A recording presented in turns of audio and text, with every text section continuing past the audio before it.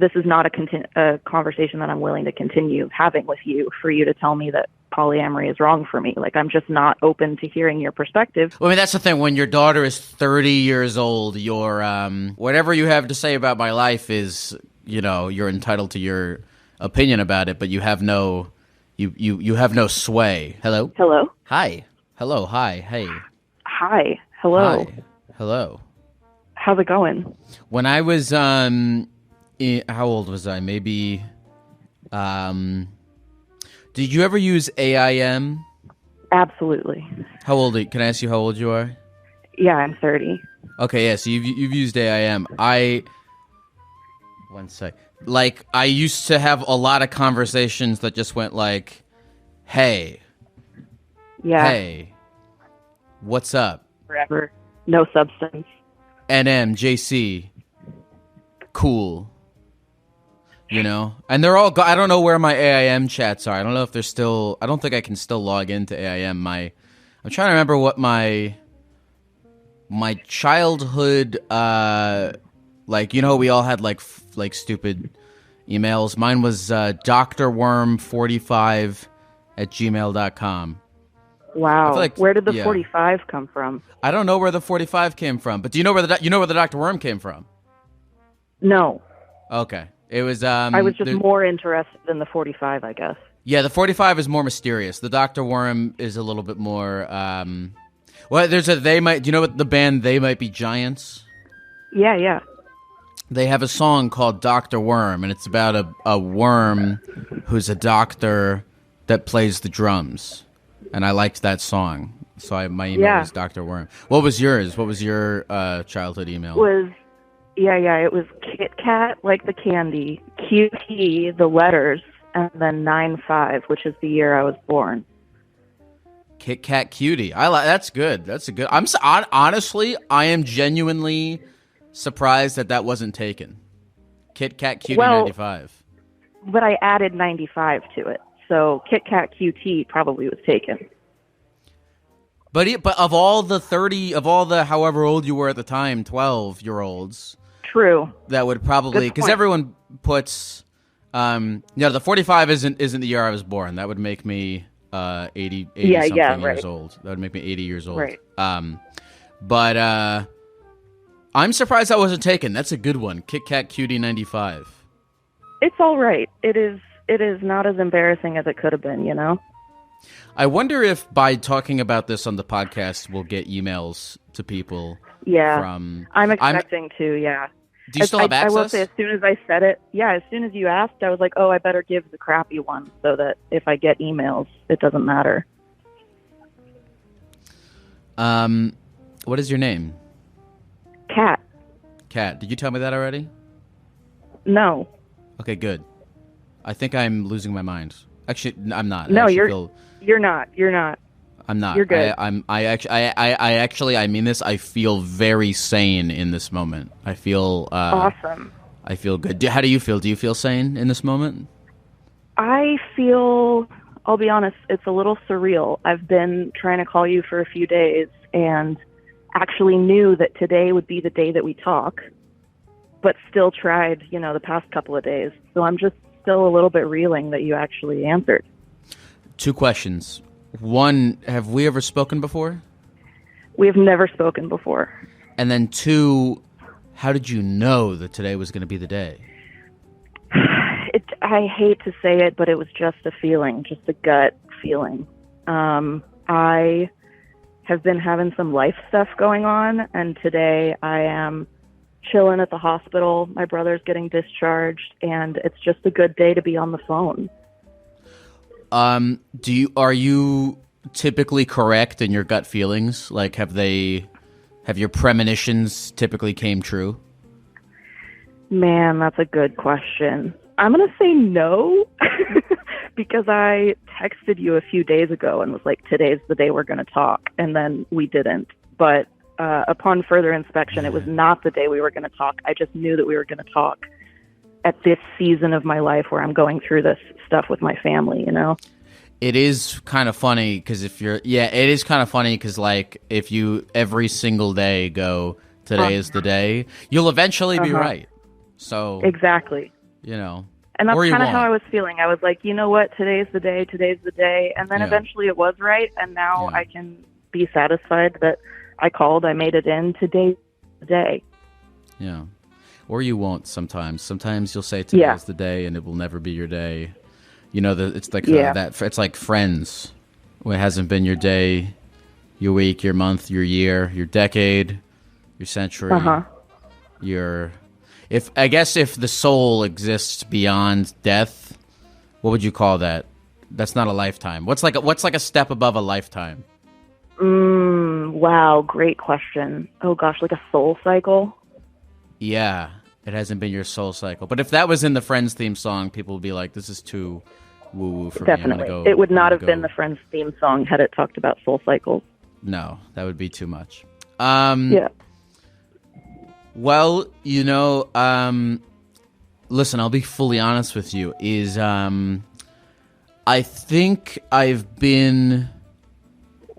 I don't know, just to like set a context for me personally is I think I've been, yesterday, I think, I tried to record this podcast yesterday and I was I know, I listened yesterday and I called in yesterday and I was like, wow, this is not, he's going to try again tomorrow and we're going to talk tomorrow and it'll be better. Yeah.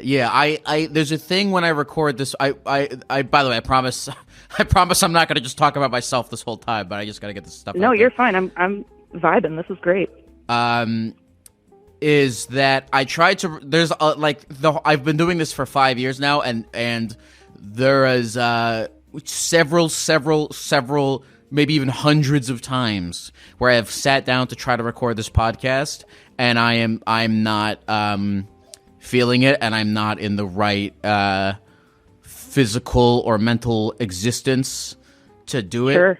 And yesterday was one of those days. And you were there. You saw it. You saw it on the Twitch stream. But today, I don't know if the Vyvanse is kicking. I don't know if it's the fact that it's noon and not 9 p.m. But I'm ready to. Yeah, I'm. Hit me with whatever you got. Let's give it. Let's give this a try. Let's give this conversation our best try on both ends and see what the fuck happens. So, what's up, Kat?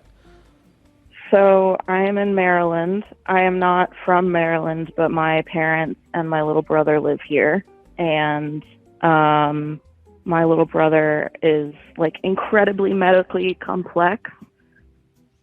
See later if you want. But he was hospitalized for an infection and is getting out today, which is amazing. But I came to visit him, and this is the first time that I'm seeing my mom since we got in a huge fight at Christmas. Mm-hmm. Well, so I'm like, awesome that I get to see my brother, and I just have a lot of anxiety in my body because this is the first time since then that I'm seeing everybody. And everybody is your mom and your brother. Is there anyone else? Yeah, my mom, my stepdad, and my brother. Are you cool with your stepdad? Yeah, we're cool. Can I ask, what was the fight about? Yeah, you can ask for sure. You know, it was like a culmination of a lot of things. I want to say it was about the basement flooding, and I didn't like jump up to help right away, but really it was about my mom not feeling cared for in our relationship and feeling like ever since I chose this polyamorous lifestyle that I don't have room in my life for her, while simultaneously I am dealing with, like, I have a lot of insecurities about my life choices and things that I think that my mom would disapprove of. And so when she tells me that she does indeed disapprove, I'm just like, okay, I don't want to sit here and like tell you that it's okay and convince you that it's okay, because I already did that for myself. I don't have the bandwidth to do it for you too. Well, that's a very introspective, you went from it was about the basement flooding to it was about all these deeper things. Yeah, I think the basement flooding was just the catalyst to get us yelling at each other, you know? Yeah. It's never just about the basement. It's never just about the fucking the whatever stupid thing. But so you said it's about your mom doesn't feel cared for enough? I think so, and I'm putting words into her mouth because I've been avoiding the conversation, so we haven't had like the direct conversation. But if I could project and read her mind a little bit, it's that like, well, okay, so to give you even more context, in 2020, my husband passed away, and my mom like came up to Chicago to live with me for several weeks and like really helped me, took care of me. And then that's been 5 years, and I have grown and gone through a lot of therapy and made new friends and have new partners and just like have a totally different support system now. And I think my mom is feeling like cut out of that. Not that she's cut out, but I definitely rely on her less now than I did 5 years ago. Does your mom have like her own life? I mean, she has her she's married. She's married. She has my brother who's 25, and she and my stepdad are his like full-time caregivers and will be until he passes away, which could be, well, we were thinking it could be this week, but now he looks fine. And so we're thinking like weeks to months. So like she's with him a bunch. She has a job that she's really successful at. She has book club. She's hosting a baby shower girl in her book club. Like she's got stuff going on. Yeah. Interesting. No, it sounds like she's got a lot of shit going on. But like, why is she is she just like guilting you about shit? So like my mental health has been really rough the past year and a half. And from her perspective, it is rough because like relationship turmoil from being polyamorous and dating multiple people. And from her perspective, my choices are contributing to my mental health. From my perspective, which is, more accurate because I am the one living my life, I know that the choices that I'm making are getting me out of the mental health issues. But I think from her perspective, and also because, like I said, I don't need her as much now, so I'm not relying on her as much. So she's not getting as much information about my life.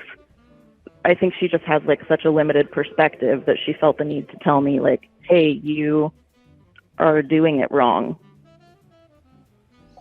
Yeah, I mean, that's the thing when you have, like, when your fucking kids are... I mean, that's the thing, when your daughter is 30 years old, you're, yeah, I mean, if you were 16 and you had 17 boyfriends or whatever, then maybe your mom was a little bit more justified in chiming in, but by 30, it's like, whatever you have to say about my life is, you're entitled to your opinion about it, but you have no... You have no sway. It's like, right. What's the Bob Dylan song? The times are a-changing. Fuck. Yes. Do you know the line? There's a line. It's about... crap. Well, I want to look this up. Hold on. Sorry. I want to look this up. I'm looking it up. It's the times they are a-changing. Classically from... the opening of the Watchmen movie. Have you seen that? Yeah. Yeah. Okay, it goes, come mothers and fathers throughout the land, and don't criticize what you can't understand. Your sons and your daughters are beyond your command. Bam. That's what we got. That's what we got. That's what's going on here. He's speaking the truth. So yeah, I mean, your mom's got to listen to. Maybe you should send her that song. Maybe you text her. Maybe you text her that song, and you're like, that's what you gotta accept. That's her journey. Is accepting that that little part of the song. Yeah, and I get why that would make her hard to hang out with if she hasn't accepted that. Yeah. Well, and it's hard too because like my mom and I were really, really close. Like I said, like she lived with me for a little bit when my husband died. And then even before that, like she was only 20 when I was born. So we really grew up together and like are really close or were really close, ? I don't know. And so it's weird for me too. Like I have a lot of grief about the state of our relationship currently. And I'm like, oh, this is not how I would prefer it. And that doesn't change that, like, I just don't have the emotional bandwidth to convince her that I'm making the right life choices. You can't. You literally can't. Right. You know. Right. True. What? Well, I guess. Like, I mean, when you talk to her about these things, how does that conversation go? Like, are you like, "Hey, Mom, listen, I'm never gonna. I know you have your ideas of how I should be living my life, and you're entitled to have ideas about whatever it is that you want. But I don't want to hear them anymore." She's like, "But I'm your mom, and you need to hear what I have to say. You need to hear my perspective." Mm-hmm. But I'm like, "But I don't need to. You need me to, and that's different." Yeah.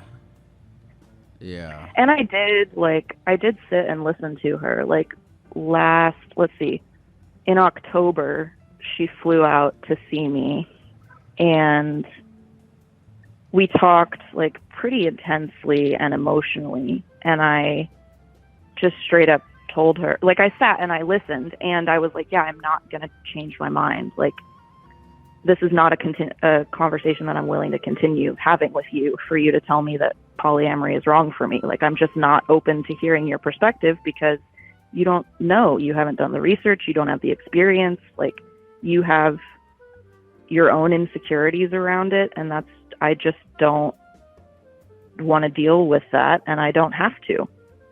And she didn't like that. Yeah, that's a bummer. That's a bummer. I wish I had anything. I wish I had anything better to tell you other than that. That's a bummer. Yeah, it is a bummer. You know. Yeah, I don't know, because you're like, I don't know, if you look, anyone out there, if you have a parent who's like unconditionally supportive of you, it's like striking fucking gold, you know. Yeah. And it's hard to deal with it if they're not. I'm not a real therapist, or I'm not. I don't even think I'm a fake therapist. I'm just doing a podcast. You're absolutely a fake therapist. You know what? I guess if you call yourself the therapy gecko and you pretend to give people, I guess I'm. Yeah. Anyway, well. Okay. Have you ever talked to a real therapist about this? And if you do, what do they have to say? Oh yeah, I talk to my real therapist all the time. What does your real therapist say? She basically reminds me like to use my tools and that I don't have to let anybody make me feel any kind of way, which is actually funny because that's advice that my mom has given me my whole life, usually about other relatives. And then just like reminding me about some other therapy stuff like wise mind, which is you have like the emotional part of your brain and then you have the logical part of your brain, and wise mind is bringing those two together and making decisions from both. And so reminding me like, don't just look at the details on paper, don't just look at how you're feeling about a situation, like use all of it and take all the data and make your decisions accordingly. And just like reassuring me of my sense of self also, because we've done a lot of work on that since my husband passed away. What's your relationship like with your stepdad? I know we kind of talked about it a little bit, but like, is he like, because the stepdad is a bit of a central figure, I think, in this of like, you know, like, does he play a voice of reason? Is he on your side? Is he like, hey, you know, give the kid a break? What's his kind of, not that it really matters in the like processing of all, not that it really matters in the processing of all of this, but I'm just curious.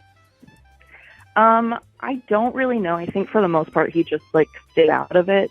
Did at Christmas, like try to mediate between us a little and remind us like, hey, don't say anything that you're going to regret. I feel like at that point it was too late though. Like I was already figuring out how I was going to suddenly fly home and leave the trip. But for the most part, he's like encouraging to both of us to do it our way, whatever that looks like. So tell me, I guess, like, aside from what's going on with your mom, tell me about the polyamory stuff. What's been your journey with that? I think about this stuff a lot because like I don't know, like being on I don't know. I think these are not refined thoughts. I'm going to think aloud for a second, but it's like I think there's something to be said about like, because I'm trying to figure out how I want to live my own life, and it's like there's something to be said about like committing to one person and then like you have like doing the work of like figuring it fucking out with like one person, and like, you know, the idea is you pick someone and then you grow with them and you fight with them and you work it out and you continue on. But the idea that like I don't believe like soulmates makes no sense to me. The idea of like there's one person who's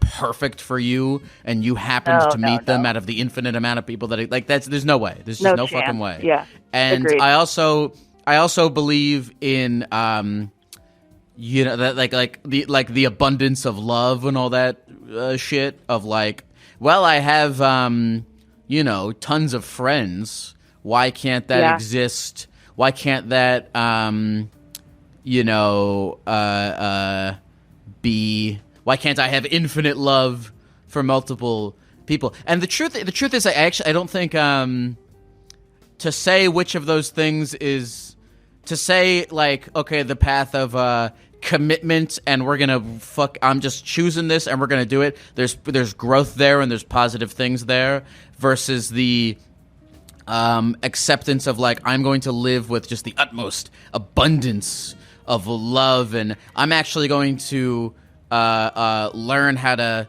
juggle and be in like, you know, multiple abundant what's the word? There's a fucking thing I'm trying to think of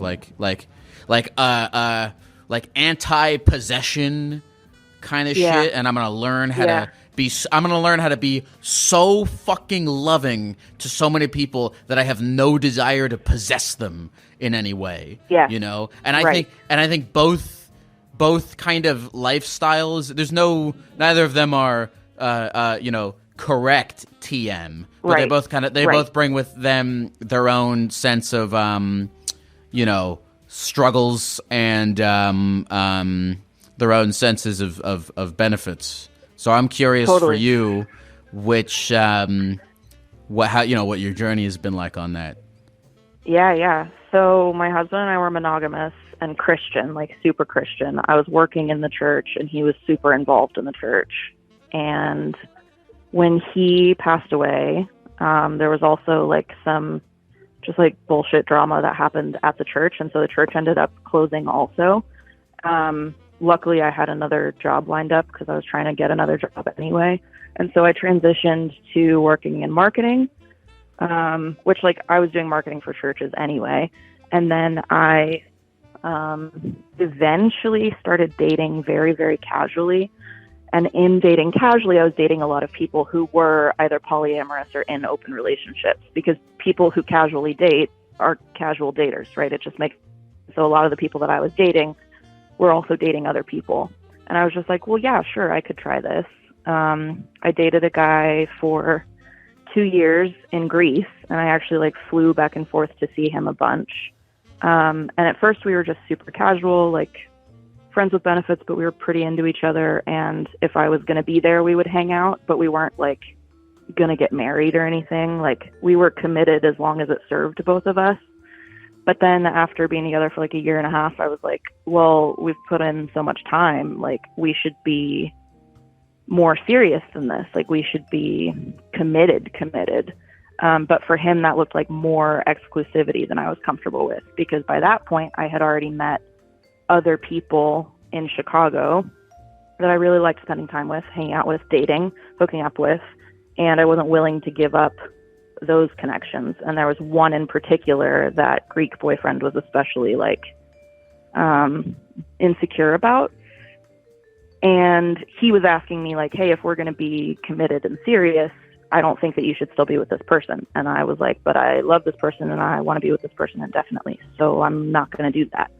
So we broke up, and then my partner, Javon, and I have been together and are doing well, and we date together and separate and have other partners also. But we live together and like do life together, share finances, share an apartment.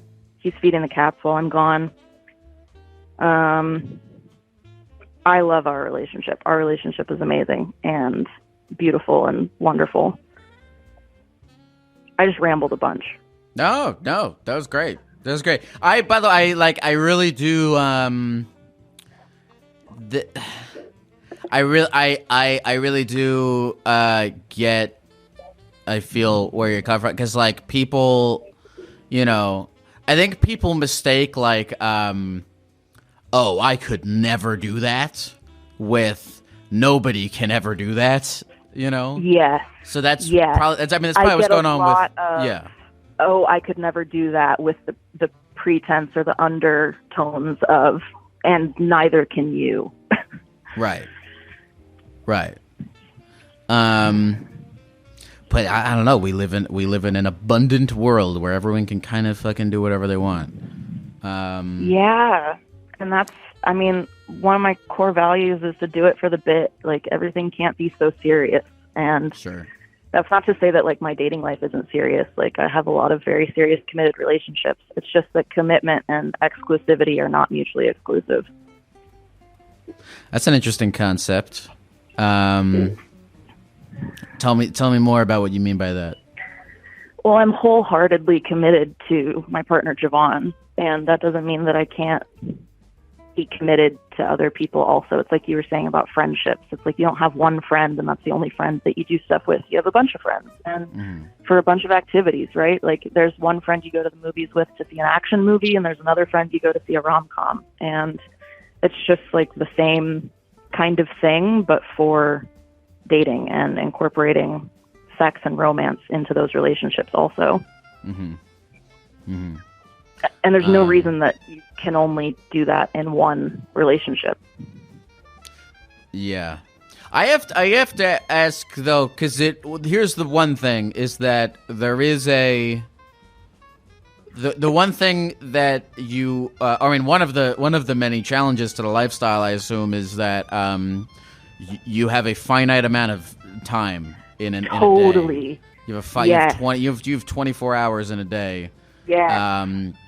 And that is by far the most difficult thing about it. Yeah. For most people, it's like, polyamory isn't like, forget about anything logistically. I'm sorry, forget about anything emotionally. It's just like logistically between, having to work for however many hours you got to work and having to do laundry and brush your teeth and go to just do everything. How do you have, genuine question, how do you have time to have all these commitments and all these relationships? Yeah, I'm probably the wrong person to ask, because I left my job and started my own business, partially to free up my time, partially because I was just ready to do that. But so there's that. So I work a lot less now, and the work that I do is significantly more meaningful. And then it also honestly helps that I am dating people who are dating each other, because then we can hang out together, versus when I've dated people who are not dating the people that I'm dating, it's like a lot more logistically challenging just to find time. And I feel like that's the, like, not argument necessarily, but like that's what I end up like getting frustrated with partners about, is time management, either on their end or mine, of like, okay, well, I set aside this time for you and you didn't take me up on it, or like, we had this date planned and you double booked, or I double booked, or whatever it is. It's like time management is like the most annoying part. That's so, no, the thing you said about, like if you have two boyfriends, but the two boyfriends are also boyfriends, that's perfect. That's perfect. Because you can go, because that means you can go do whatever the fuck thing you're going to do. And then your boyfriends are boyfriending up with each other. You don't have to worry about last leaving them to dry. Exactly. Last night, like, I flew out to Maryland, and so my girlfriend was over at my apartment with my partner, and she like stayed over and then got up this morning and went to work. And I'm like, wow, how great that my partner was not home alone. Like, how wonderful that he had company. Yeah. Yeah. And company that I love and trust versus like company that I don't know anything about. What business do you do? I am a business consultant. I help creative people organize their self-care passion project or small business. Interesting. How long have you been doing that? I started in January. And how's it going? It's going great. I love all of the clients that I'm working with. I'm doing a lot more one-on-one coaching than I was expecting. I was expecting to do more like small business consulting where I have like contracts with small businesses, but actually a lot of the work that I'm doing is just like one-on-one calls with people who are doing some form of passion project and they just need help like with project management or resources or training, stuff like that. So I have a client that I'm helping develop a marketing strategy for her self-published children's book. I have a client that I'm helping her outline her like branding guidelines for her own business because she doesn't quite have the budget to pay someone else to do it. But I was like, well, I can do it, but it's better if I teach you how to do it. So I'm doing that, stuff like that. That makes sense. You're very easy to talk to. So it makes sense that you have this like one don't know coaching job. Yeah, it suits me. I enjoy it a lot. And I don't know, I have been in therapy like all of my life, literally all of my life, actually, since my brother was born. Because he's special needs, the like therapy center for him where he would do like his physical therapy, they also offered mental health services to the siblings. So I started therapy like super young and have just like, I don't know, absorbed it all. And I like passing on knowledge, not just about like business stuff, but everything like holistic care. And I really think that self-care like is part of your work and your business. It's like the crucial part. It's the part that everything is built off of. So I'm glad that I get to do that for other people and with other people. I'm going to go ahead. I don't know what's going on in the Twitch chat, but if you're down, I'll see if the Twitch chat has any questions. Yeah, go for it. Are you a real gecko? I'm not going to answer that. You should know that. You should know Clearly, that. yes.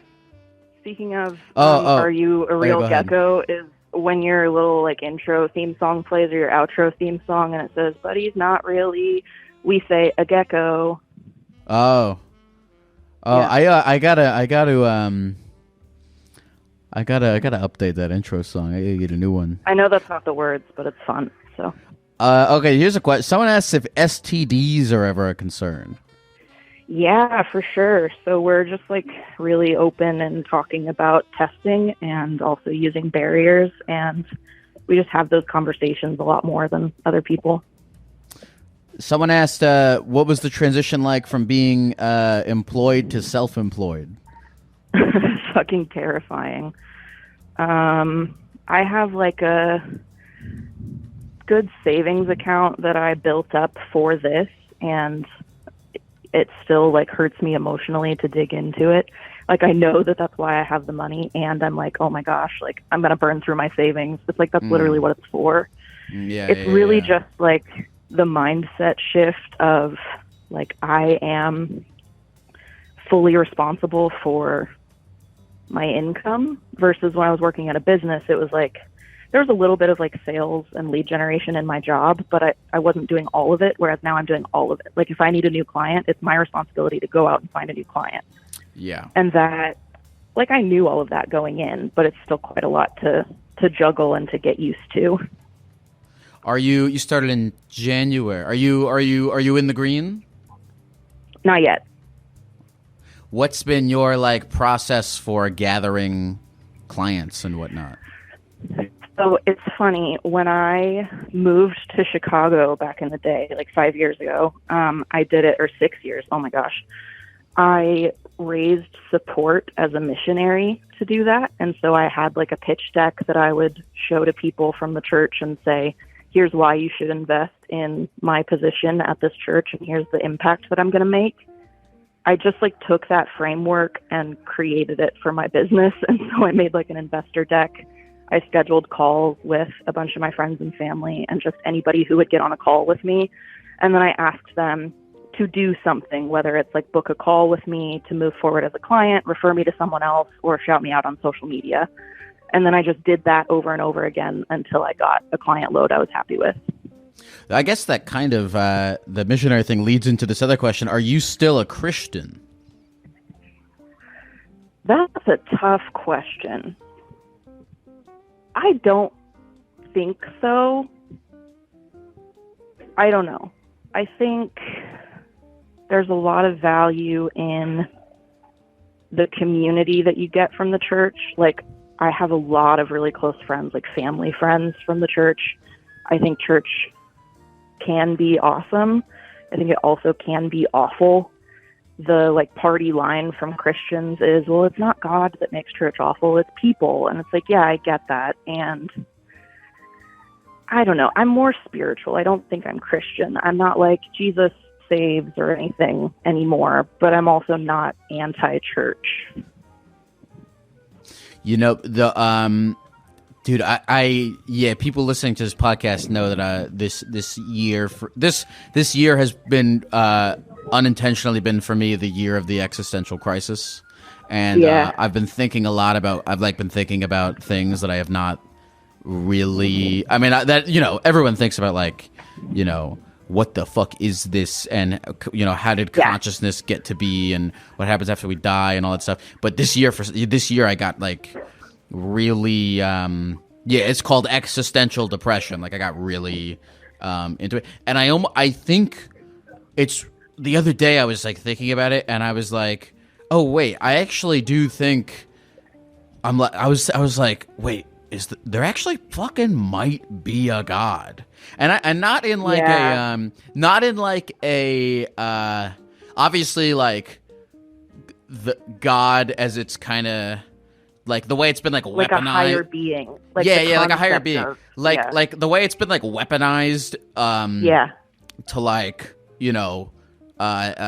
other people and to fucking like I don't think I believe in heaven and hell. Although who knows? I at this point all roads kind of lead to there being no definitive answer. But when people talk about, like, I'm not bothered when people talk about like God and Jesus, because I think God and Jesus are just like, they're just allegory. I don't know if allegory is the right word. Yes, but like, yes.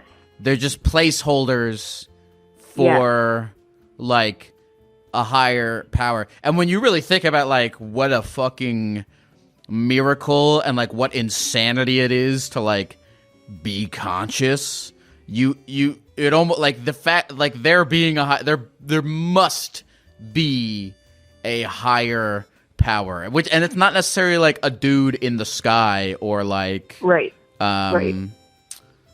I mean, for me, just like the design of like the Earth, one place where our like human being is able to exist and has the right ozone, whatever, and the air and the like, all of that to me indicates like some sort of higher power designing things or orchestrating things.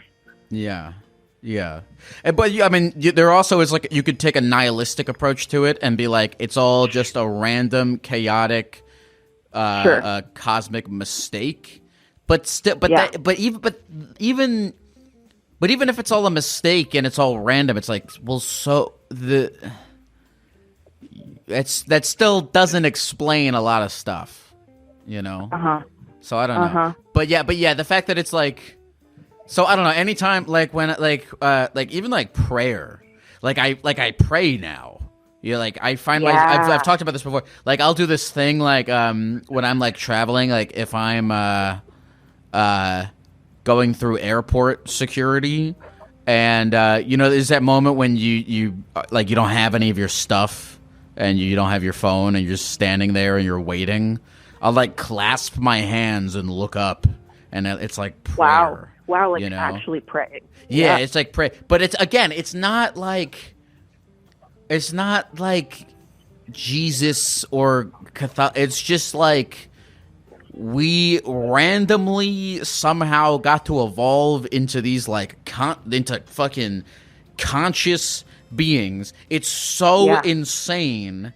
There obviously there's like, you know, scientific whatever of like the neurons create consciousness or whatever, but there's still so many questions that like can't be answered. And the answer is not necessarily like there was a God and he created the life and he wants you to, you know, never have sex and never, you know, like that stuff. That stuff is all fucking stupid. But like, the idea that there's something more conscious than us makes total sense. So I sub that in. Now I don't get annoyed when people talk about Jesus or anything like that because I just sub it in with like they're just seeking a higher power. They're seeking answers. You know, it's only annoying when people use it. Yeah, go ahead. Sorry. Yeah, it's annoying when they like try and force it on you. Exactly. They're like, oh, well, you should change your XYZ because I believe this. It's like, okay, we can stop this conversation now. Versus if they're just telling me about their belief system, I'm like, oh, cool, tell me more. Right. Yeah, it's annoying when they do that, when they try to push it on you, or when they like use it to be like, well, yeah. Again, I guess actually all forms of like religious powered hatred are just like extremities of trying to force your religion upon other people. Yeah. Well, and I hate that religious powered hatred is veiled under the guise of religious powered love. It's like, well, we're just telling you this because we care so much about you. Like, you clearly don't because you're telling me this. Although, you know, it's fun, although to be, maybe it's wrong to be sympathetic to this degree, but I was thinking, maybe it's wrong to be sympathetic to this degree, but I was thinking, I was like, you know, if I were convinced that, if I were convinced infallibly of these things, then of course I'd be like, I have the best news in the world. I have the best. Of course. Louis C.K. has this joke where he's like, you know, like people who are like anti-abortion, like they, like in their minds, they think that you're killing babies, and so of course, if you think that people are killing, but of course, if you're convinced that you think that people are killing babies, you're gonna stand outside of the fucking Planned Parenthood. It doesn't make it right, but of course that's what you're gonna do if that's what you're convinced of. So exactly, you know, what none of these are all just, you know, things to think about. I guess I don't fucking know, but I don't know either. You talk a lot about like recording your thoughts on the internet, and I feel very similar. I'm like, oh my God, all of this is recorded, and I'm going to change my mind tomorrow. But yes, exactly. But whatever. Here's what happened is I'll change my mind tomorrow. Somebody will be like, well, and here you said this about this, and I'll be like, well, you know, whatever. It makes honestly, what's in it, Kat? It makes me. Then. Yeah. It makes me I'm very happy, and I feel you really get where I'm coming from on all these things, and that makes me feel very seen. So I appreciate this conversation very much. You're so welcome, and I know that you don't see it this way, but we spend a lot of time together. This is true. It's true. You spend a lot. It's true. We have a. Yeah. Sure. Yeah. I listen to you talk a lot, so it makes sense. Hold on. We might have another. Let me see if we have any more questions from the chat. Someone wants to know how many partners do you have? I would say 3 right now. I have a nesting partner. We have a girlfriend, and have a platonic partner who I've been with for ages, but we're long distance right now. Let's see. Oh, how did you meet your partners? Someone wants to know. Okay, so Javon and I met on Tinder. We were just like looking at, and then we actually really liked each other and like fell in love. which was a little problematic because we both had other partners at the time who weren't super chill with us falling in love. Mm-hmm. And then I met our girlfriend through Javon. He already knew her. I don't know how they met. I assume on the app. And then my platonic partner, we were friends in college. When you say you had partners that weren't chill with you falling in love, is it like, did you have agreements with them where it's like, look, have sex with whoever you want, but like, I want to be your exactly. I want to be your connection? person. Yeah. Yeah. Okay, that makes sense. Yeah. Someone wants to know your thoughts on Playboy Cardi. On what? Playboy Cardi. Playboy Cardi? I don't know. I have none. Okay, I don't have any either. All right. Well, Kat, is there anything else that did we cover all bases? If we didn't, we covered so much, dude. I mean, I would love if you're cool with it. I'd love to tell you a little bit about my brother because he's like my fucking hero. Yeah. Oh, also, yeah, I do want to hear about your brother. I also don't let me forget, but we'll do this at the very end. I want to give you. Don't let me forget about this. I want to give you the opportunity to shout out your business. I don't know if you have awesome. An email or Instagram or whatever, but yeah, go ahead. Tell me about your brother. So his name is Thomas. He has this rare genetic disorder called FG syndrome, which it doesn't matter what it's called, but it basically his body and his brain like don't connect the way that they're supposed to, and so that's caused a whole bunch of issues throughout his life. We call him Bionic Boy because he has so many like medical devices attached to him. Fused to his spine. He has a muscle relaxer pump under his abdomen, like under the skin, that sends muscle relaxer straight to his spinal system. He's on like bagged nutrition, so instead of a feeding tube, it just goes directly to his bloodstream. He's really fucking cool. He likes to play piano. He likes to read books. He loves to watch movies. He was on a really big Marvel kick, but then I think he finally got tired of Marvel after watching like all of the movies in chronological order and release order like 100 times over. I think he's finally moved on to other action movies now. Let's see. He's quadriplegic, so he doesn't have, or functionally quadriplegic, he doesn't have like full range of motion of his limbs. He can like turn pages in a book and like press keys on a keyboard, but he doesn't have very much control of his motor skills. He's wheelchair bound. He's nonverbal. He can communicate with like yes, no with his eye movement, or like he'll raise his eyebrows for yes or lower them for no. But for the most part, we just kind of read his mind. Does he like type or write or anything? He did type for a while, but it's like so much physical effort for him to be able to type that there's just very little that's worth it to him for the energy of communicating. Mm-hmm. He's 25, right? Yeah. Well, he'll be 25 in September. Sorry if you mentioned this already, but has he been like this his whole life, or was it something that developed?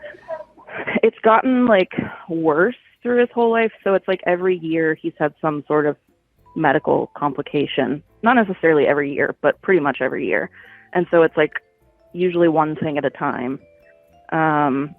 So when he was little, like there was barely anything wrong, so to speak. And then as where his body just like couldn't keep up. Like if you're in a wheelchair and you don't like walk around and move your muscles, then your muscles atrophy.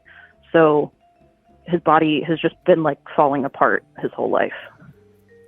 What was your guys' relationship like growing up? We actually didn't realize that he was not also mentally handicapped until he was like 14. So that was the first time he ever typed a sentence. Before that, like we were chill, but I didn't know he was in there, you know? So like we would hang out, watch movies, whatever. But like I was like, how can this relationship be? Like I don't know. We thought he was a vegetable. And then it was like, oh my gosh, he's not a vegetable. He's a real kid. He's in there and can talk and tell us things. And I have a lot of guilt for like not being around more, but I'm trying to just let go of that and be around as much as I want to instead. Does he have a nice relationship with your stepmom and your mom? Yeah, I think so. I think so during the pandemic, it was pretty rough because there was the shortage of healthcare workers. And so it was literally just my mom and my stepdad taking care of him 24/7. And they all got burnt out from each other. Now they have like nursing care in the house again. And so I feel like the relationship is much better, not just between like my brother and my parents, but even between my mom and my stepdad. Like I feel like they finally get a break from caregiving now. Wait, where are you right now, by the way? I hear a lot of people. I'm in the hospital lobby. Yeah. Oh, right. An elevator just came by. You mentioned that. What? Forgive me if you mentioned this already, but what's up with your dad? My dad is a chill guy. He and my mom got divorced when I was young, and my brother was young. So my brother is his biological child also. He's remarried. He lives with his wife in small town Indiana. And do you guys are you guys cool and you're cool with his wife and everything? Yeah, we're cool. He wasn't around a ton when I was growing up because he had work stuff and I was with my mom, who's his ex-wife. And I have a lot of just like grace and understanding for that. And I talk a lot lately about how like my dad and I's relationship now that I'm an adult is so much better. And then my mom kind of jokes like, well, that's because you lowered your standards. But like, yeah, it is because I lowered my standards because like my dad never asked to have me. Like they just got pregnant. He did the best he could and left his wife and still like showed up for me. So yeah, I did lower my standards. I'm cool with that. But he and my brother haven't really been able to see each other like since my mom and them moved out here to Maryland. They used to live in Indiana also. I'm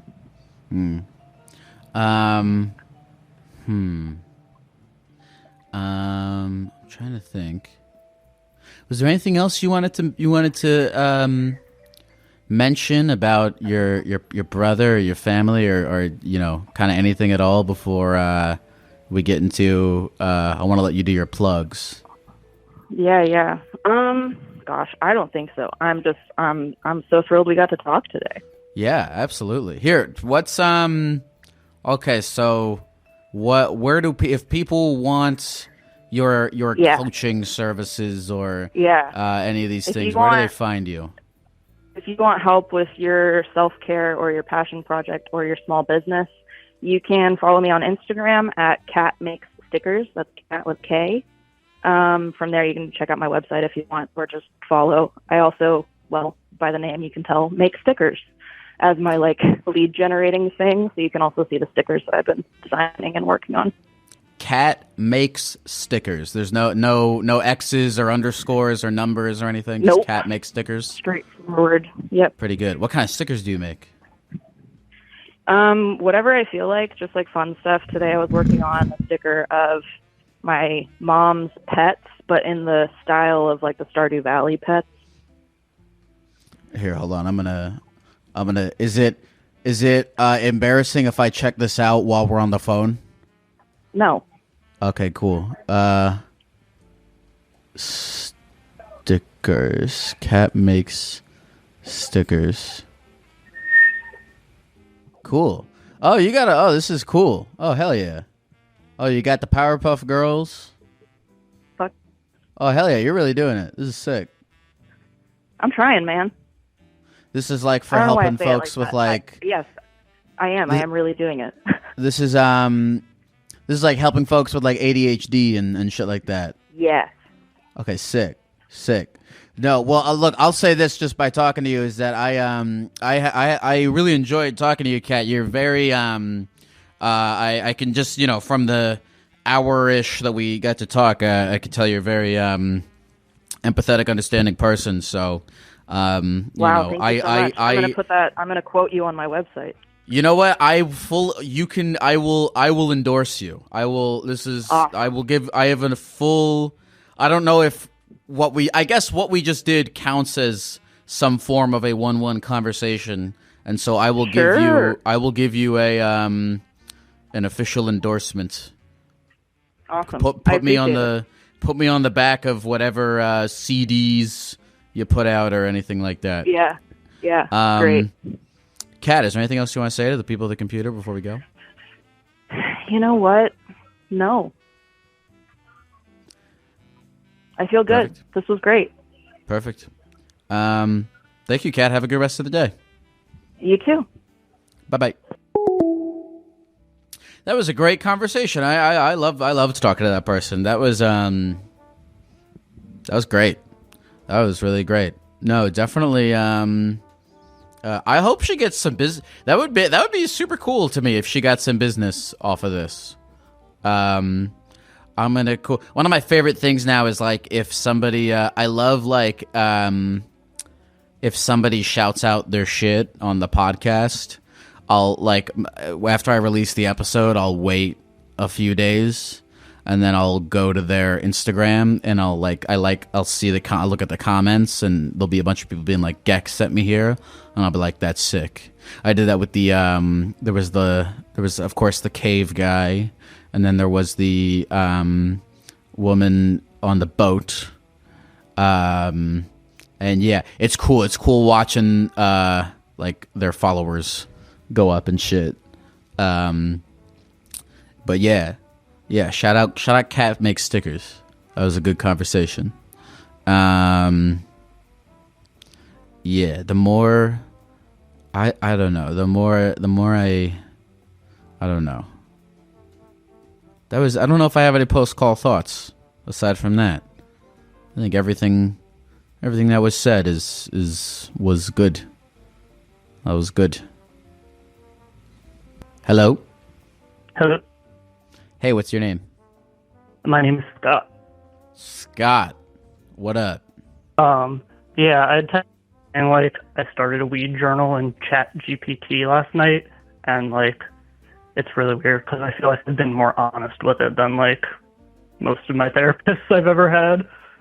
You started a weed journal in ChatGPT?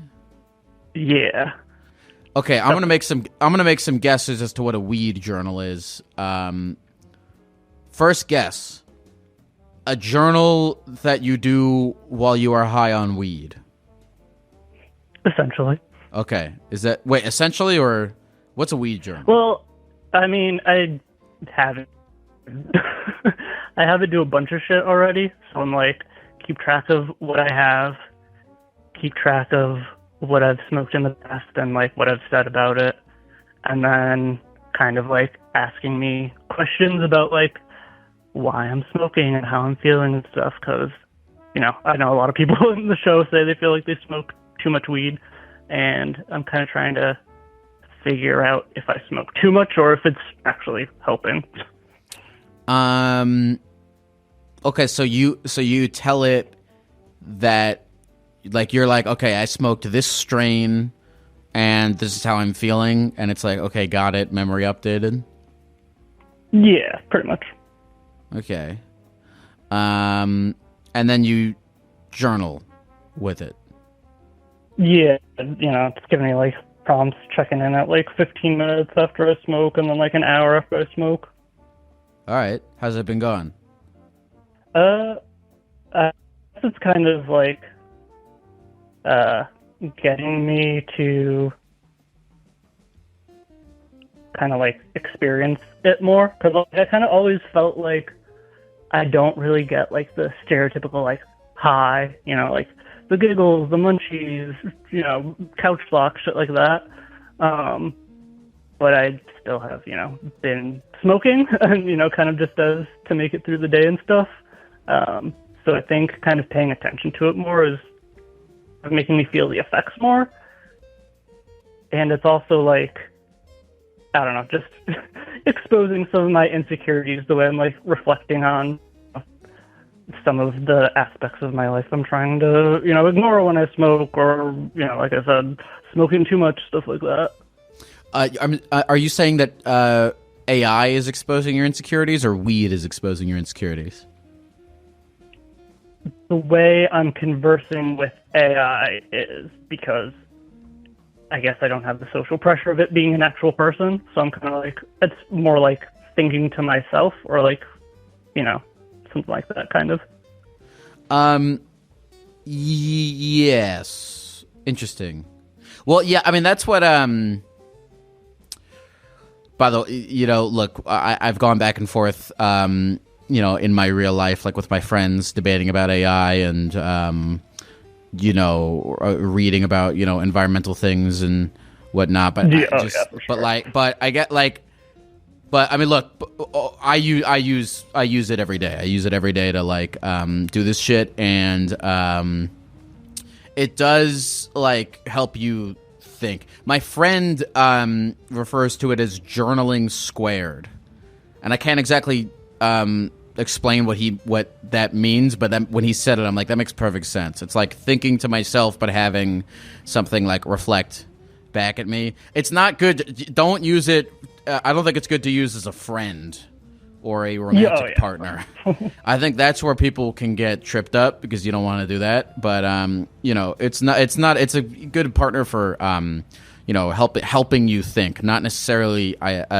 This is just my experience. I don't want to. I know this stuff is like controversial, but it's like. Yeah, for me, it doesn't like think for me. I'm not like, I don't fart into it and then it farts back something and I'm like, great, I don't have to think anymore. I use it as a tool to help me think and reflect and introspect and whatnot. And I assume that's what you're doing with this weed journal.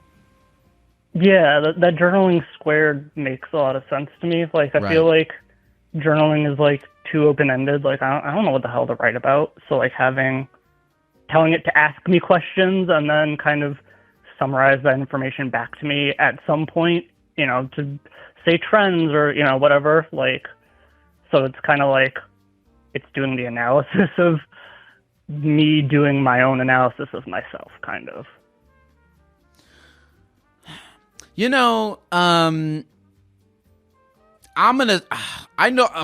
know this is controversial and maybe I'm an idiot for, saying this publicly because I might eat my words many years from now.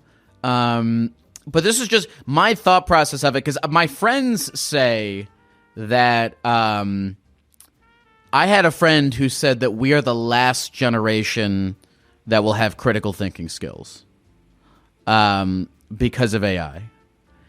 And I think that's a bold statement to make, and he may be right, and maybe there are people who are more researched on this than I am, but I don't know. For me, I think it's not replace. I mean, you could look at it as like a thing that is again, like helping you think because you're thinking with it. It's not telling you. I mean, if you use it to write poems for yourself and then you post the poems on Instagram and you're like, look at these poems, I think that's stupid. Like doing shit like that, and people do shit like that, and people use it to like do using it to like do creative work, I think is lame. It's kind of antithetical. I think that's antithetical. Yeah, I think using it to like create artificial art is dumb. And I don't know if it will ever even get to the point where it creates good artificial art. And if it is creating good artificial art, it's doing it with the guidance of a human who is refining it and prompting it in ways that are artful, I suppose. But in the way that it sounds like you and I use it to like kind of as a sounding board for reflection, I think is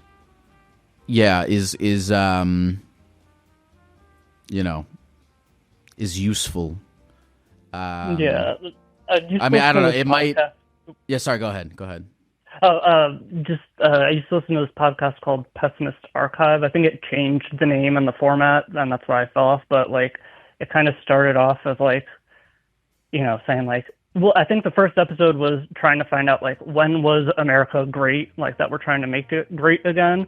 And it's like, you know, it went back to World War II or whatever, and then they were saying times were great then, and then, you know, whatever. I think it went, like, all the way back to, like, medieval times, and they were like, you know, essentially the conclusion is, like, everyone always thinks that times were better in the past, and also, like, I think, you know, like, kind of the reaction to books is similar.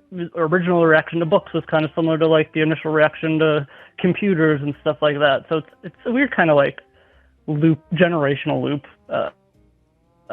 where kind of everyone thinks what's for them is better. I'm willing to be checked on this. Let the fucking record show.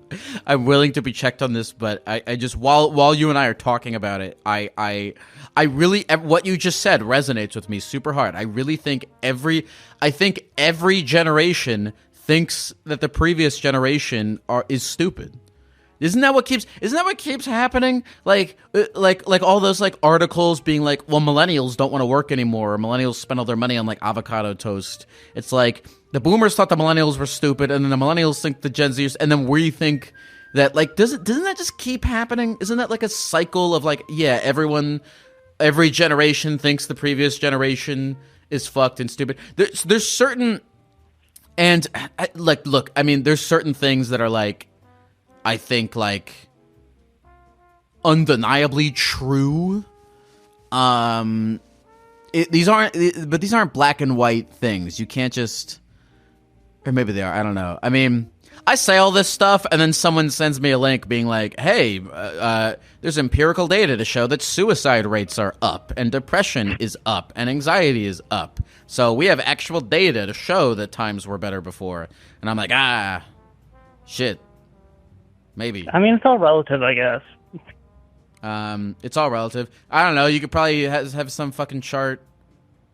Yeah, actually, now that I think about it, yeah, there's probably a lot of, like, again, empirical data that can be like, no, these aren't feelings. We can actually prove logistically that the quality of people's lives were better in this period of time.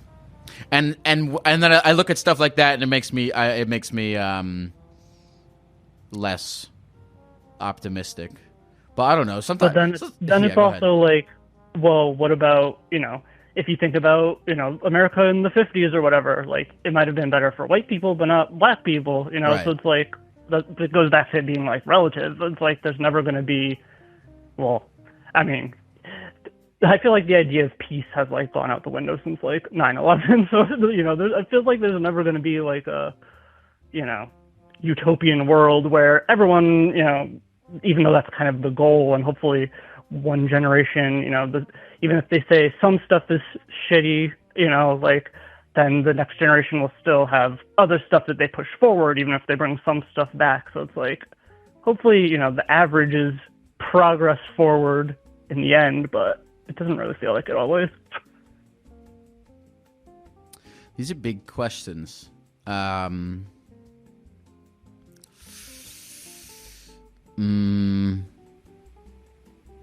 Yeah, these are big questions to think about. Maybe I should get some, like, experts on the podcast. I feel like I'm always just, like, spinning my own wheels on a lot of this shit. I'd love to, like, because the more I research and the more I, like, look shit up, I'm like, okay, because I'm always like, all right, there seems to be smart people who come up with, like, two smart, well-researched people can come up with different visions for the future, you know? I mean, I don't know. People are saying, like, I don't know, man. Like, people are saying, like, the dollar is going to collapse and the end of the world is here, and then there's people being like, you know, on the thing of, like, well, yeah, everyone, every generation says that the previous generation was fucked. And then you can be like, yeah, but this time it actually is different because X, Y, and Z. But But every generation also thinks the world's going to end. Remember back in 2012? Right, yeah. Bro, I remember when the fucking trailer for that movie came out, I was terrified. I really thought the world was going to end in 2012. I remember being, like, on the beach that day and just, like, kind of looking out at the horizon and being like, it was just a weird vibe for sure. Yeah. Yeah, I don't know. I want to have this conversation because I'm trying to check, because I'm like I'm always fighting with myself of like I want to believe that like I want to believe that like the world is how you see it and that perspective is everything, and that applies on like a individual level as well as a societal level. But I'm also there's also people who could be like, hey, you're actually a big dumb fucking hippie and all this shit is happening and we don't need your hippie fucking nonsense right now. We need X, Y, and Z. So yeah, I'm like, I don't know, I'm wrestling with that shit. But then, like, your own perspective can lie to you, too. You know, like, when you're fucking, like, depressed and shit, it's like, you know, then, I mean, in that moment, I guess that is your world, but, you know, kind of overall, it's not necessarily. Yes. Yeah, depression can lie to you. It can tell you that, it can tell you a lot of, your thoughts and your brain can lie to you. And so, and you can... I don't see why optimism can be. I mean, optimism can be checked and dissected and pulled apart. But I mean, on the fucking same coin, so can pessimism. So I don't know. Everything's gonna be fine. Everything's gonna be fine, right? Probably, maybe, who knows? What's going on in your life? I don't know anything about you, and we've been talking for 15 minutes. I only know that you smoke weed and talk to ChatGPT. I don't know, not a ton. I got married like a little less than a year ago to the person I've been with since we were 16, so it'll be like we've been together half of our lives this summer. L'chaim. Very good. How old are you now? I'm 32. 32, and you're married to the lady you fucking met when you were 16. Yep. Okay, now I'm curious about your life because you are like, your romantic life is the polar opposite of the previous caller's romantic life. And so I'm curious on you have like the exact opposite romantic life stories. So I'm curious, and we got to hear her, struggles and her benefits to that. And so now I'm curious, you took the opposite route of like, I am going to commit to this person that I met when I was 16, and it's been 16 years of commitment. It's interesting. So what's going on with you? Tell me about that lifestyle. I mean, it's kind of one of those things where like, I see why that sounds kind of crazy to people, but like it just feels natural to me personally. We actually met on like a Reptar fan page on Facebook. I like made a comment referencing a song by this band that references Reptar, and she like noticed it, knew the band as well, and then saw that, you know, we were from generally the same area, so she added me as a friend, and literally my first words to her were, "Do I know you?" But then from there, it turned into like a couple hours long conversation. A couple weeks later, we were at the same concert and like saw each other, but didn't actually interact. And then, you know, we lived like an hour away from each other. So we were, you know, in high school having our parents drive us back and forth on weekends, to like see each other once we finally started dating months later. And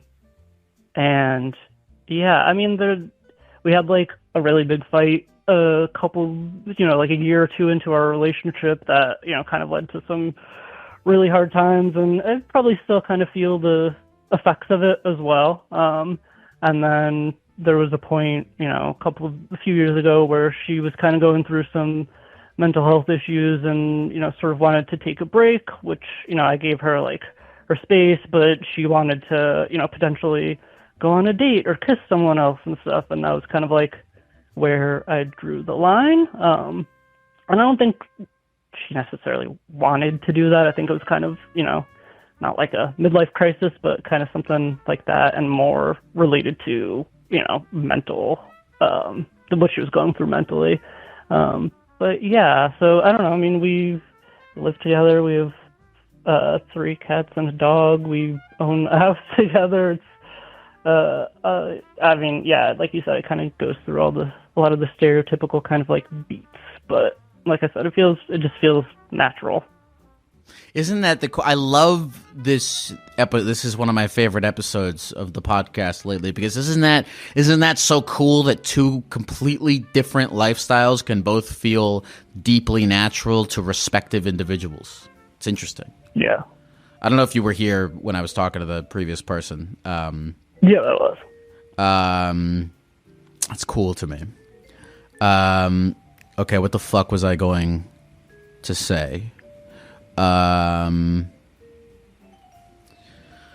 What do you do for a living? I work for. I place orders for a company that makes musical accessories and also distributes like pro audio stuff. We're like owned by a big parent company that like trades on the British Stock Exchange or whatever. So when I started at the job, it was a family-owned company and had been for like 4 years.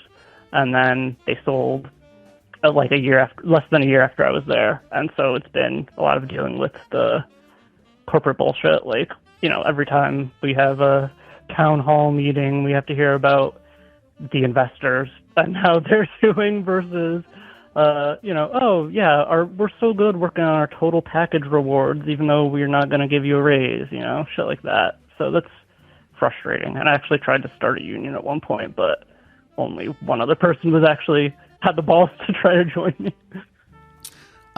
Sorry, I know I moved on from this topic, but I actually remembered what I was going to say is that I think I read, I don't know if this was a tweet or if this was like something I saw on Instagram, but like someone said something of like, I think breaking up is like not for everybody, of course. This doesn't work this way for everybody, but like for like long-term couples, like breaking up is like part of the relationship in a way, like having a little, like I know lots of couples in successful relationships that like broke up or like went through really hard times, and I think you start to realize that like going through, not always, because we do live in a chaotic random world, and sometimes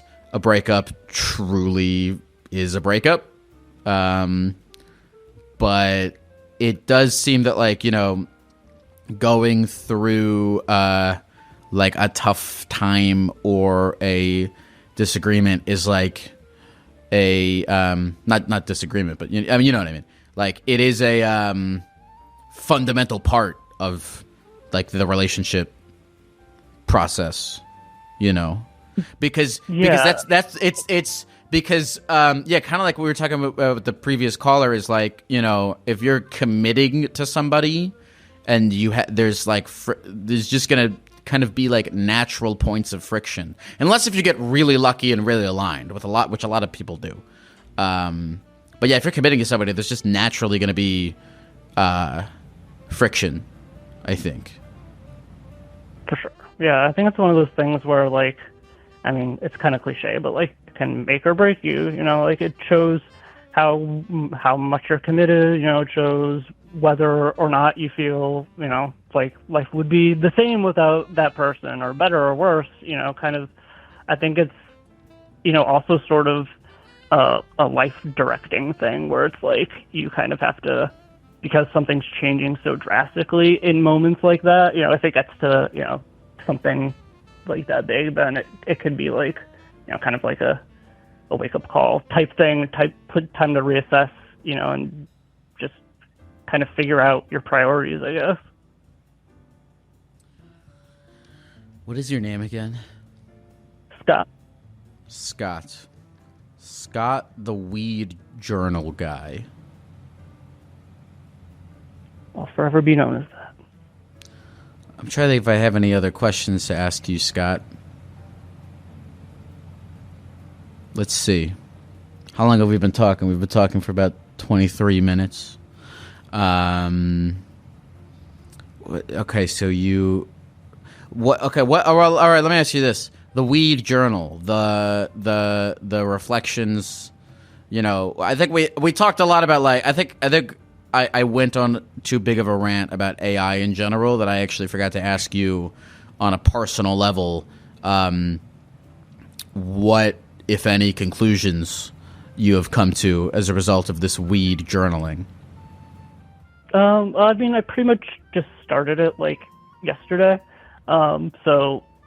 So far, it's kind of been just, like, reflecting on why I wanted to start it, which, like I said, I think is kind of tied to both how I feel the effects and just, like, insecurity about the fact that I do smoke as much as I do. I really think that, like, the 90s propaganda against smoking, like, fucked with my head. You know, like, I cannot imagine smoking a cigarette, and, like, I feel, like, guilty smoking weed sometimes. So it's kind of a weird place to be in, too.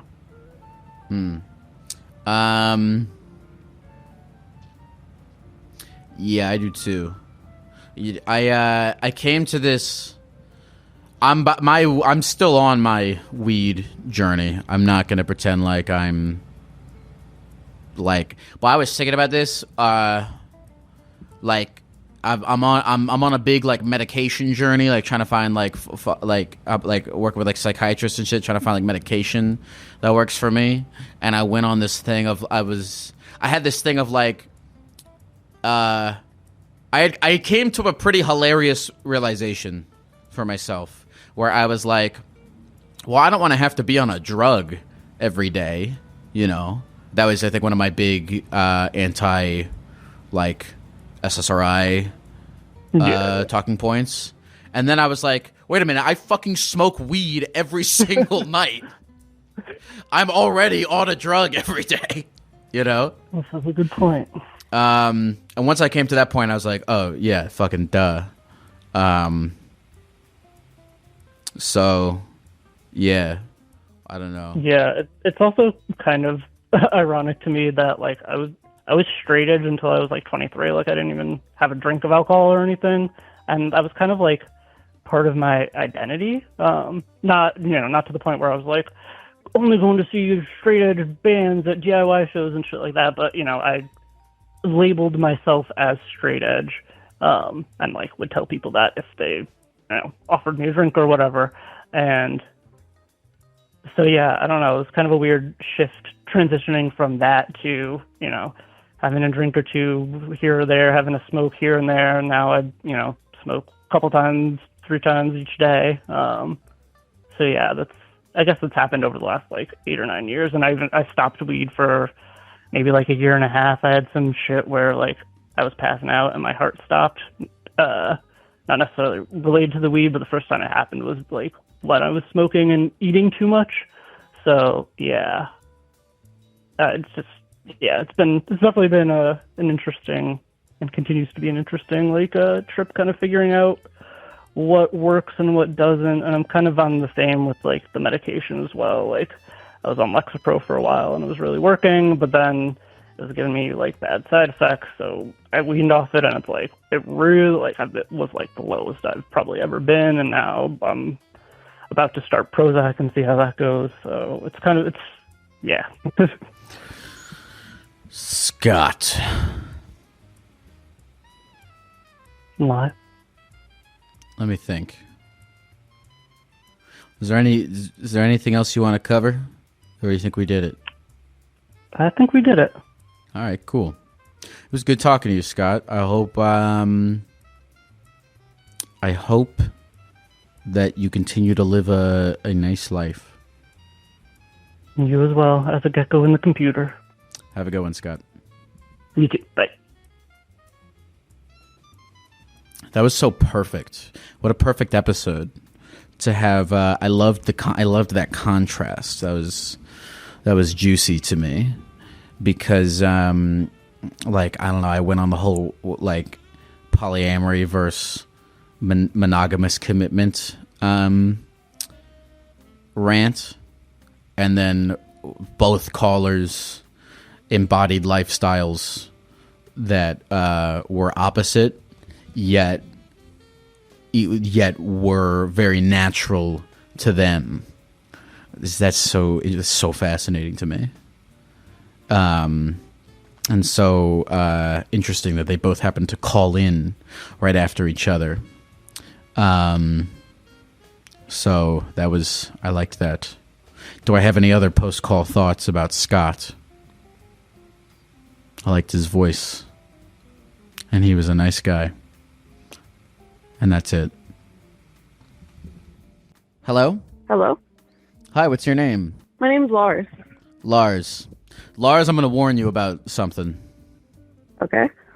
I think over the past hour and 20 minutes, I don't know how long the last two calls took, I think I have hit my limit on deep existential philosophical conversations. Okay. That's totally fine. Oh, you sounded so disappointed. I could tell in your voice that you sounded really disappointed. No, absolutely not. No, that sounds great. I also feel like I'll just, well, did you have something you wanted to talk about? Maybe, like, a couple of things, but nothing specific. Go ahead. Fuck it. Okay. So I heard you were talking about relationships earlier. I don't know if you still want to do that. I got out of an 8-year relationship recently. Okay, and how you doing? Doing all right. I actually just got into a new relationship with a trans woman. Okay. Where'd you meet him? Bumble. Yeah. And how's it going? It's going great.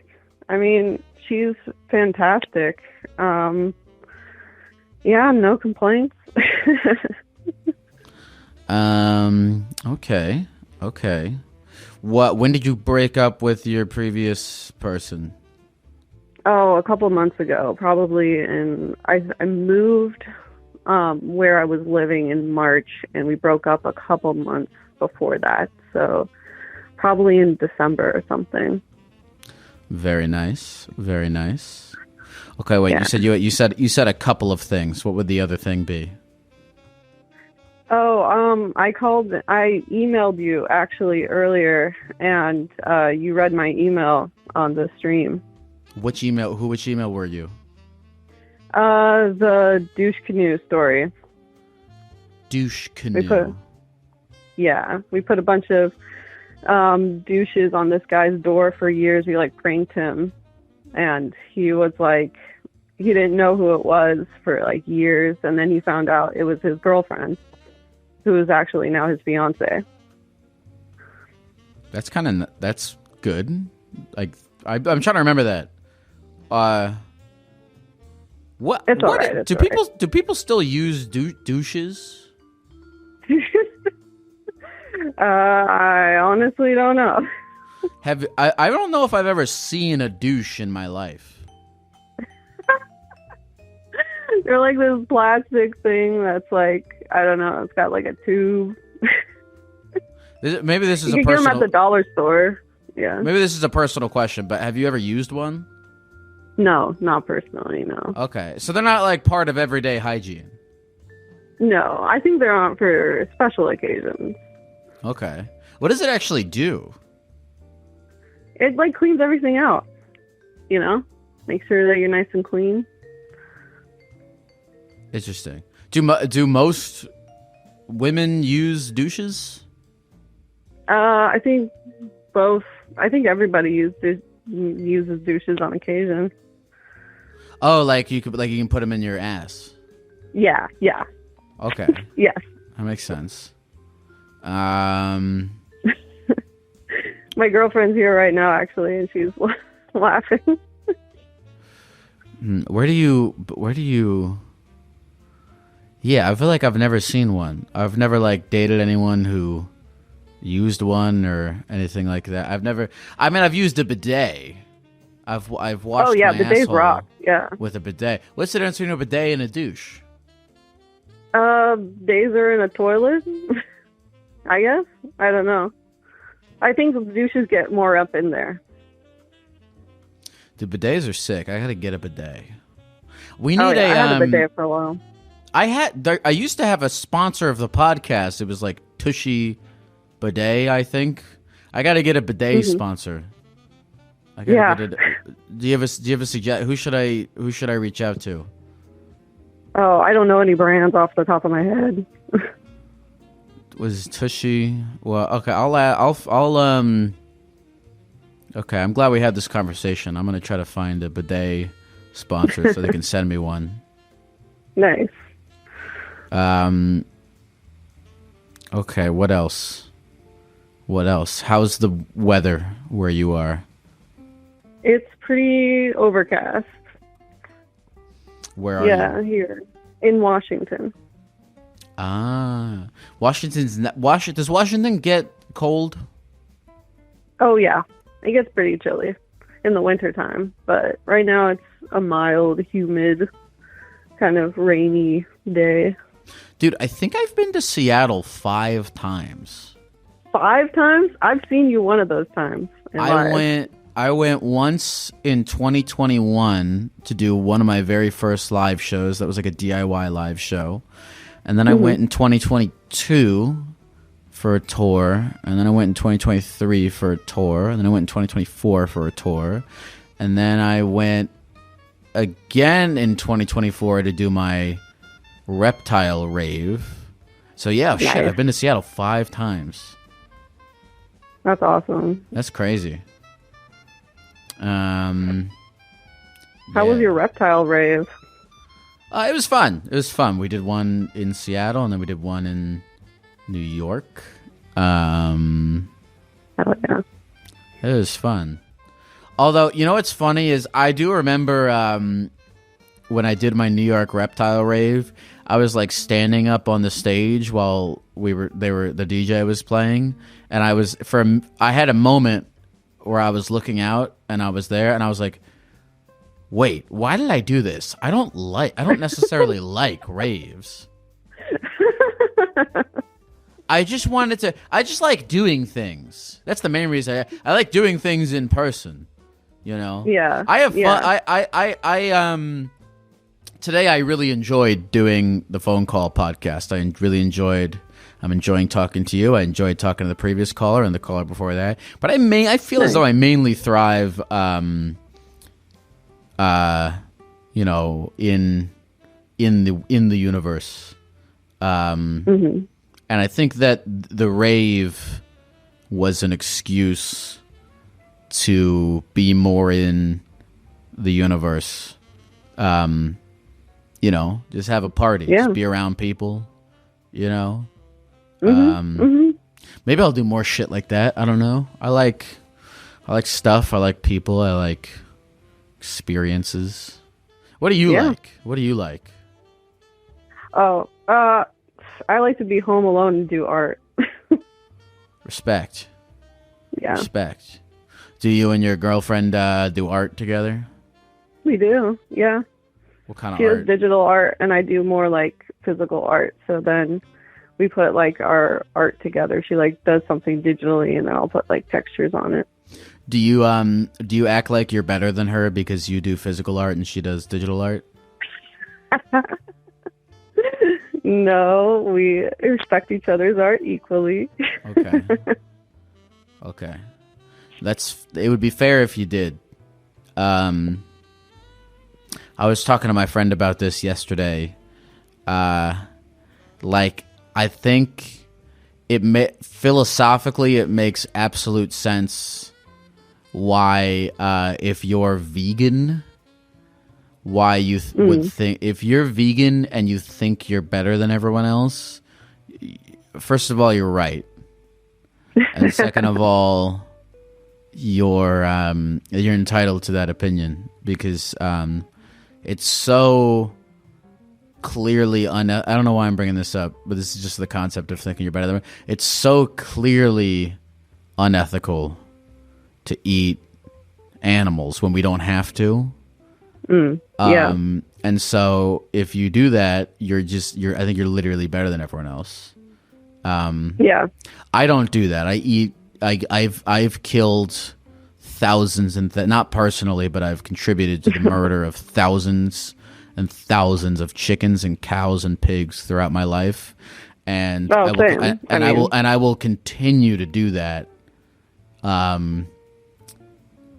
I will just continue to do that for the rest of my life. I will never even attempt to go vegan or vegetarian. And if I ever meet a vegan or a vegetarian and they say to me, "What you are doing by eating meat is wrong, and I am better than you," I will agree. I will agree with them. I think it's true. Yeah, I think that's pretty fair. I don't know. I don't want to. I guess. Are you better? I think you might be. I think not. I think if you don't use a computer, you're probably better than everyone else. Like if I were completely off of social media, I would absolutely be all the time. I would be thinking I'm better than everyone else. I've had times where like by times I mean time. I mean I did this once. No, I do this fairly often. Where like if I'm on this, it's like I'll have like a 42-minute subway ride, and I'll be like, you know what? I'm gonna turn my phone completely off. Oh wow! And put it in my backpack and just observe and just not be on my phone and just like kind of be in like I'm gonna use this as like meditation time to just not be doing anything, and the whole time. You're looking at everyone else, and you look up, and everyone else is on their phone, and it's great because you just get to soak in being better than everyone else. Yeah. For that, in that moment, I'm the most enlightened and awesome person on the train, and it feels great. Yeah, but I can't. I don't think I can do that my whole life. If I could, I would be insufferable all the time. If I could live the kind of life, I think if you have the like willpower and conviction to live the kind of life where you're abstaining from any and all things that could be remotely considered unethical, and you're not, and you don't eat sugar, and you don't go on the internet, and you just live like a completely holistic life, I think you've earned being the ability to be pretentious about it, I think.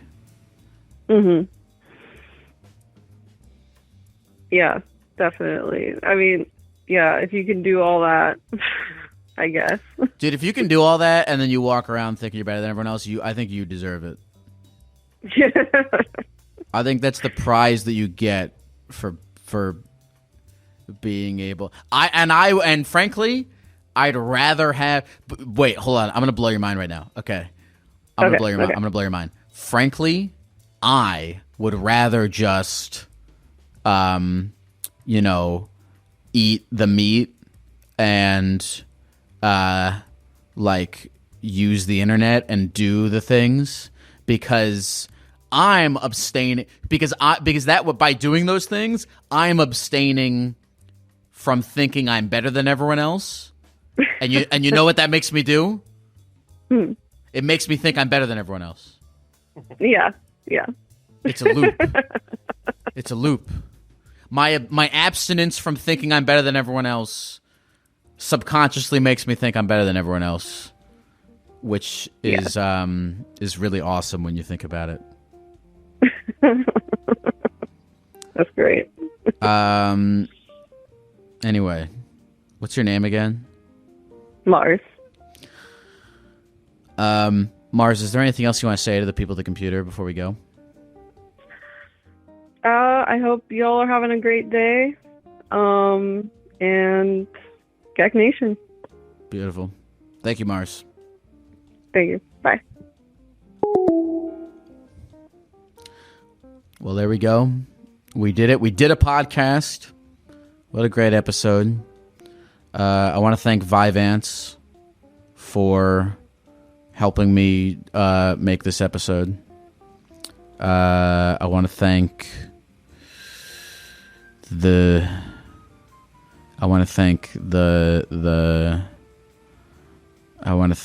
Diarrhea for not having me have it right now. I want to thank...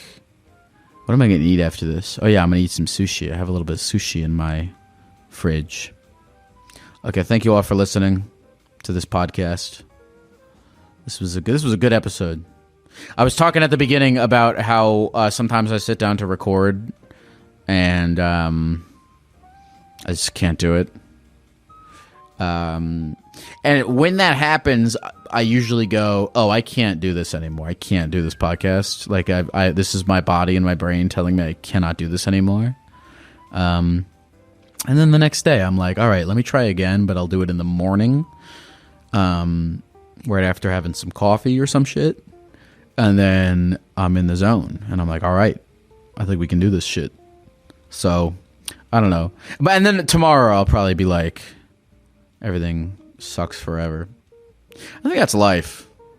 Life is like when things are working well, or your brain is in a positive mode, you're like, "Oh, everything's going to be great forever now."